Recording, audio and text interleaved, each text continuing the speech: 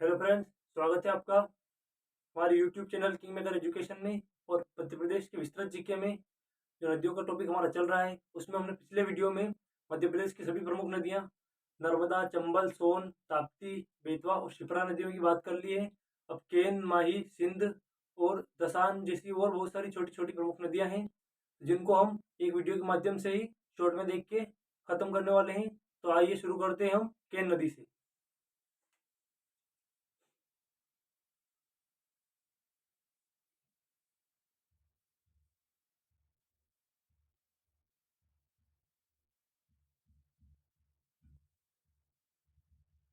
केन नदी, इसे शुक्तिमती, कर्णावती, दीर्णावती के नाम से भी जाना जाता है। लगभग 470 किलोमीटर इसकी लंबाई है और ये विंध्याचल की पहाड़ियों से निकलती है।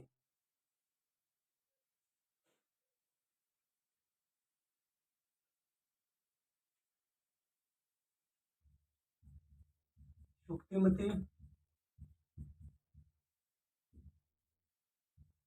कर्णावती,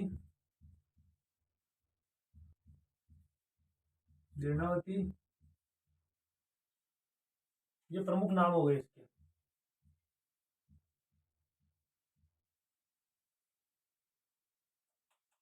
ये विंध्याचल पर्वतमाला में कटनी में कैमूर की पहाड़ियों से इसका उद्गम होता है।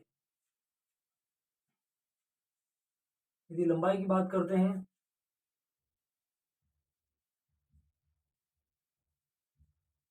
470 किलोमीटर। विंध्याचल जिला है कटनी और कैमूर की पहाड़ियों से आपका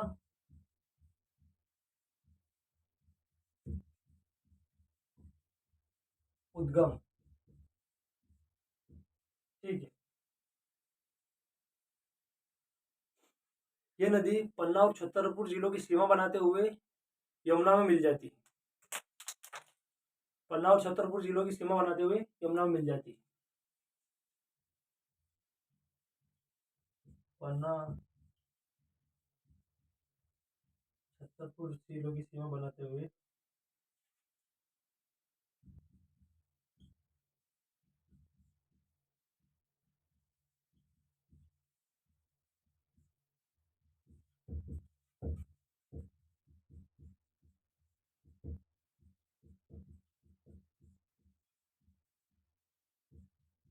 ठीक है, पन्ना और छतरपुर जिले की सीमा बनाएगी उत्तर प्रदेश में बांदा के निकट आप गंगा में मिल जाती है। ठीक है, तो इन नदियों की हम ज़्यादा विस्तृत चर्चा नहीं करेंगे, शॉर्ट में हम इनको देखेंगे। इसके बाद हम बात करेंगे सिंध नदी की।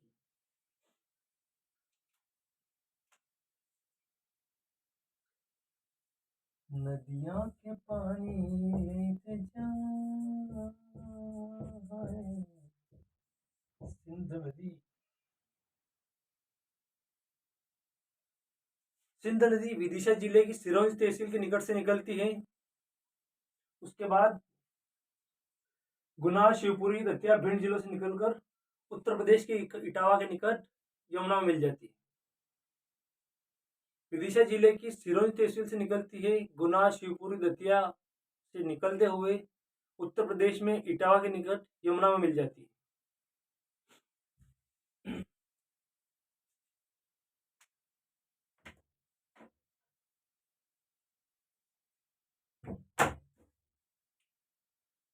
क्या बात है, मार्कर बहुत गिर रहे हैं हाथों से। विदिशा,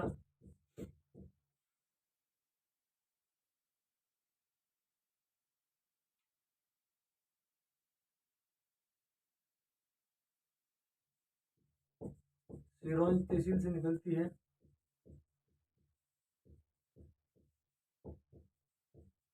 उद्गम यूपी और इटावा के निकट गंगा में मिल जाएगी, फिर यमुना में मिलेगी।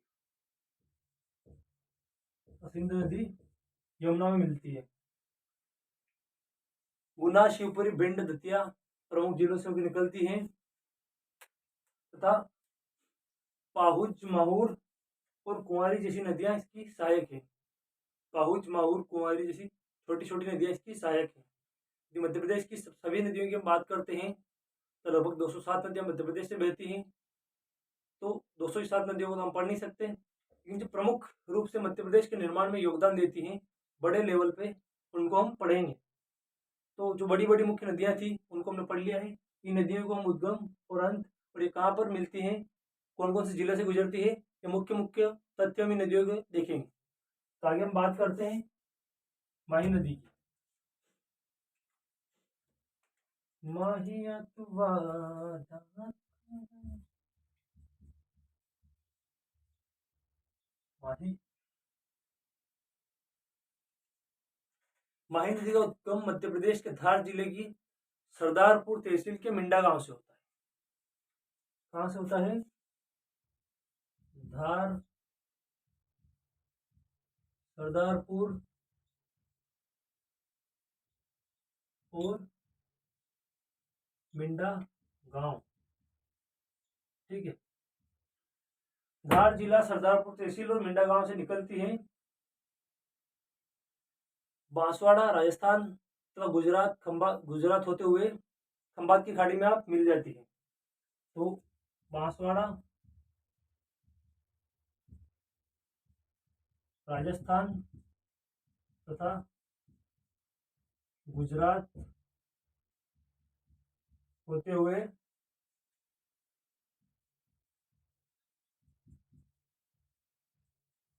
खंबात की खाड़ी। हर नदी के साथ डायग्राम चलाना बड़ा मुश्किल हो रहा है, तो मैं यहाँ डायग्राम नहीं बना रहा हूँ, क्योंकि कुछ मुख्य मुख्य फैक्ट है तो आप लिख लीजिएगा। और एक बार मैंने नदियों की टॉपिक को शुरू करने से पहले डायग्राम बनाकर सारी नदियों को उसमें शो ऑफ कर दिया है, तो वहाँ से मैं पता चल जाएगा कौन सी नदी मध्य प्रदेश के किस क्षेत्र से गुजरती है। जिले में बता ही रहा हूँ, एक बार आप मध्य प्रदेश के मानचित्र का अच्छे से अध्ययन कीजिएगा, आपको पता चल जाएगा कौन सा जिला कहाँ पड़ता है, मैं कहाँ से कहाँ की बात कर रहा हूँ। और सबसे अमेजिंग बात इस नदी की यह रही है, ये कर्क रेखा को 2 बार काटती है।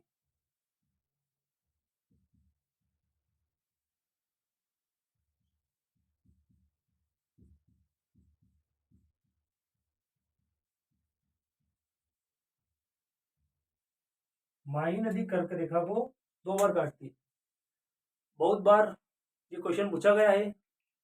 मध्य प्रदेश या भारत के संदर्भ में हम विभिन्न परीक्षाओं की बात करते हैं, प्रतियोगी परीक्षाओं की, तो उनमें माही नदी ऐसी कौन सी नदी है जो कर्क रेखा को 2 बार काटती है? भारत की ऐसी कौन सी नदी है या मध्य प्रदेश की ऐसी कौन सी नदी है जो कर्क रेखा को 2 बार काटती है? तो वह है माही नदी।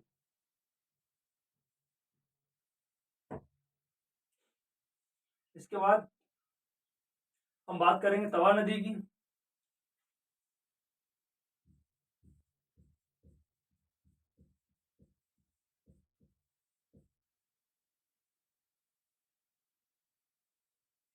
तो उद्गम इसका होशंगाबाद से होता है। नर्मदा की सबसे छोटी, तो मतलब सबसे कम लंबी सहायक नदी है ये, जो कि सिर्फ होशंगाबाद में बहती है। होशंगाबाद से इसका उद्गम होता है पंचमढ़ी महादेव पर्वत। होशंगाबाद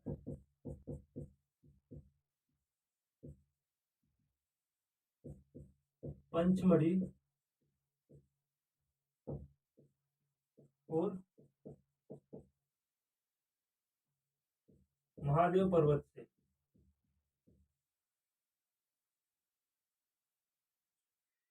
और सबसे अच्छी बात यह है कि इसका समापन भी होशंगाबाद में होता है। तवानगर, होशंगाबाद और पंचमढ़ी जैसे शहर इसके किनारे हैं, तो पता चल जाएगा। और समापन भी लिख लेते हैं होशंगाबाद में। तो हो गई नर्मदा की सबसे छोटी सहायक नदी।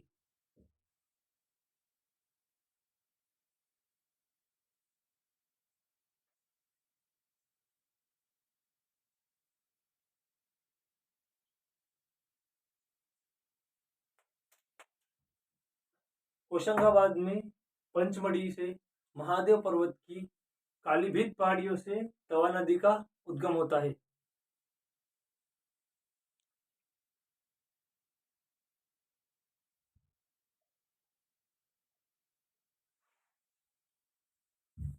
तो आगे हम बात करेंगे टोंस या तमसा नदी की। तमसा नदी भी एक पौराणिक नदी है, शायद आपने नाम तो सुना ही होगा, नहीं भी सुना है तो अब सुन लीजिएगा। देखिए, वैदिक ग्रंथों से, पुराणों से इन नदियों को मुख्य रूप से जोड़कर देखने में फायदा ये होता है कि हमें हमेशा के लिए याद हो जाती है। तो तमसा की हम बात करते हैं या टोंस नदी की, तो ये सतना के निकट मेहर जो तहसील है या मेहर, जहाँ मेहर बैंड भी था, उस्ताद अलाउद्दीन खान की बात होती है। और सतना के निकट मेहर के पास कैमूर की पहाड़ियों से तमसा कुंड से आपका उद्गम होता है। तो हम शुरू करते हैं।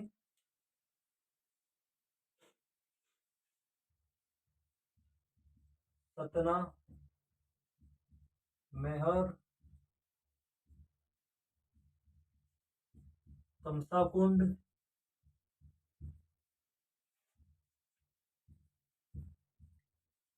कैमूर पहाड़ी से और सिरसा के निकट गंगा में मिलेगी। आप उत्तर प्रदेश में सिरसा के निकट गंगा में मिल जाती है। यूपी, सिरसा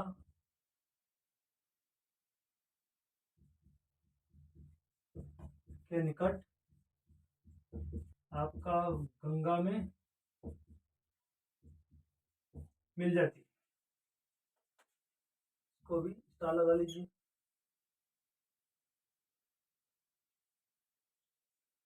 इसकी कुल लंबाई 365 किलोमीटर है।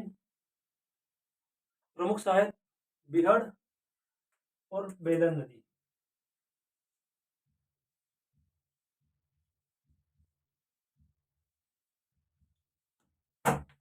क्या मारकरी गिर गया हाथ से। 265 किलोमीटर बेलन और बिहड़ प्रमुख सहायक है।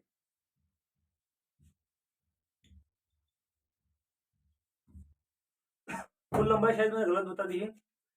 इसकी कुल लंबाई 265 किलोमीटर है और इसकी प्रमुख सहायक नदियां बेलन और बिहड़ है। उसके बाद हम बात करते हैं काली सिंध की। तो काली सिंध नदी देवास जिले के बागली गांव से होते हुए शाजापुर और अपना आगर मालवा होते हुए राजस्थान में चंबल में मिल जाती है।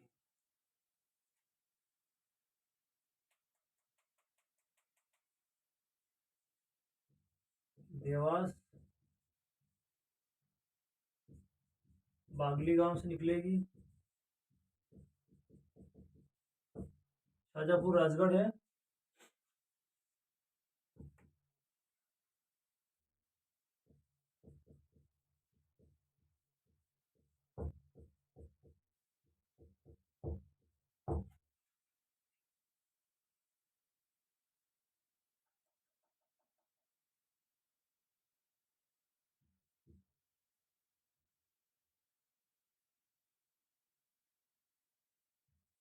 जो राजस्थान में मिलती है चंबल।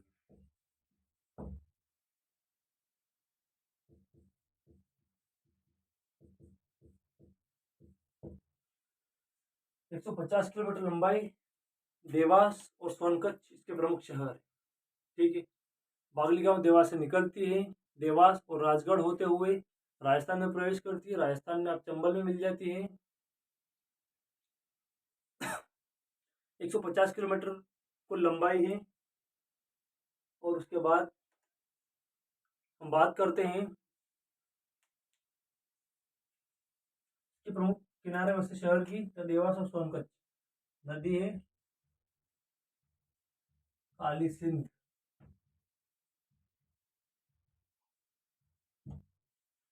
तो ऐसा हुआ कि मैंने नदी का नाम भी नहीं लिखा, कहाँ से निकलती है, कहाँ जाकर कौन सी नदी में मिल जाती है, कौन से स्टेट को पार करती है, कौन कौन से शहर इसके किनारे बसे हैं, लंबाई कितनी है, इन सारी बातों पर चर्चा हो गई।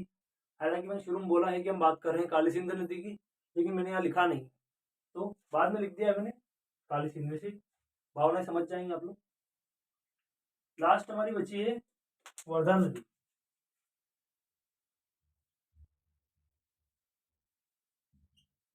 शक्कर, दूधी, तवा, वर्धा, बहुत सारी नदियां हैं। वर्धा का उद्गम बात करते हैं तो मध्य प्रदेश के बैतूल जिले के वर्धमान पर्वत शिखर से होता है। मध्य प्रदेश बैतूल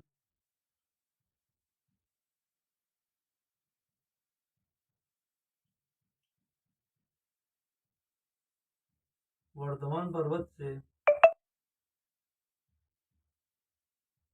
उद्गम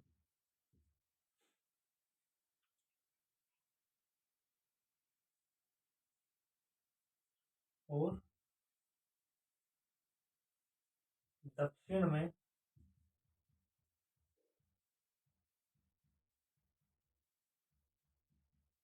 पेनगंगा नदी में मिलती है।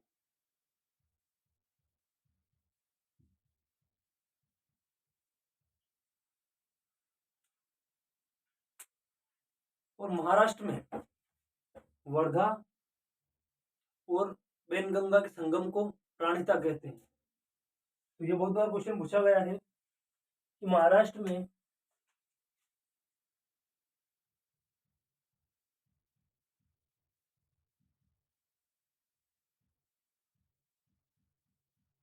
वर्धा और पेनगंगा के संगम को क्या कहते हैं?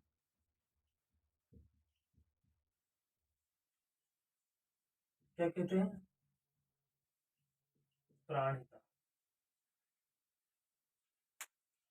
महाराष्ट्र में वर्धा और पेनगंगा के संगम को हम प्राणहिता कहते हैं। तो आज की टॉपिक में जब जो बची हुई छोटी छोटी नदियां थी मुक्त हो गई है। इसके अलावा बहुत सारी नदियां हैं जो हम एक तथ्य में वीडियो बनाएंगे, जिसमें सारी नदियां पूरा मध्य प्रदेश संपूर्ण एक तथ्य में देखेंगे। तो इसी प्रकार से हम एक वीडियो बना लेंगे, छोटी छोटी नदियों का एक तथ्य में हम खत्म कर देंगे। तो आज के लिए पर्याप्त है, आगे बात करते हैं नेक्स्ट वीडियो में।